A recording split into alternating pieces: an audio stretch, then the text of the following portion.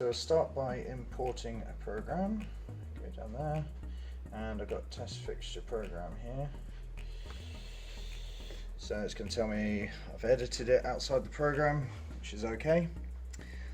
Load up the program. If I show you over here, everything you see in red here is test equipment, and everything else is our demonstration of the wiring harness. So we've got terminal blocks and ground commoning block here, and all the red modules, as you see, will be test equipment.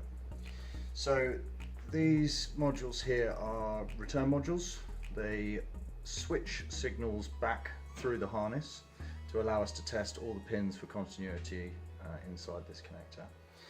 This module here is an interconnecting module. It allows us to create routes through the harness where there would normally be a discontinuity, so we can switch from this connector to this connector, or here to here, or here to here, vice versa, allowing us to create a continuous route from the start of the harness all the way through to one of these modules, switched back through here, and back to the test system. Test system's plugged in here. So at the moment the system is all showing yellow lights on the end of the return modules. That's saying that the system's in standby, power's on, good to go, just waiting for a test command. So if I click run on the program here, select that test. Okay, and immediately the system will start scanning and testing for continuity within all the connections. So you can see immediately all the connections have gone green, which shows that they've all passed.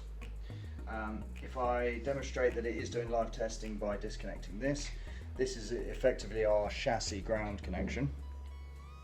So if I take that out, you'll see immediately that the LEDs go red and back to green.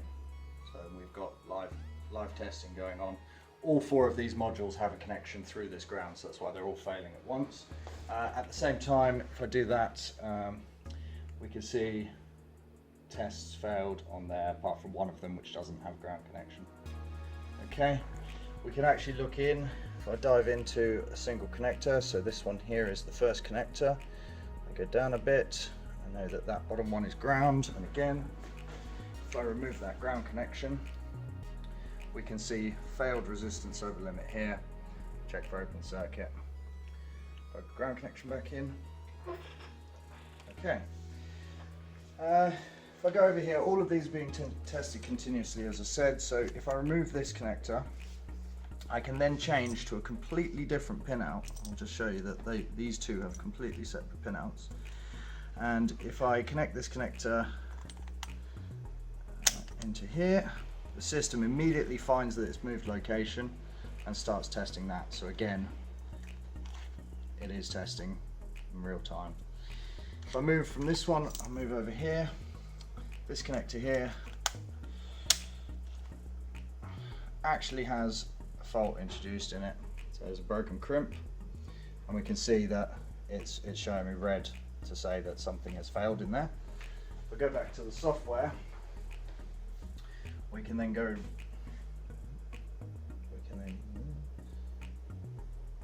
down there, and we can see that an individual connection has failed resistance over limit.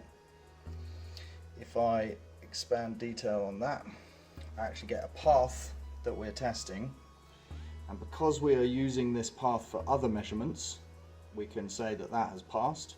Because we're using this path for other measurements, we can say that's passed, so we can infer that the continuity break is between this point here.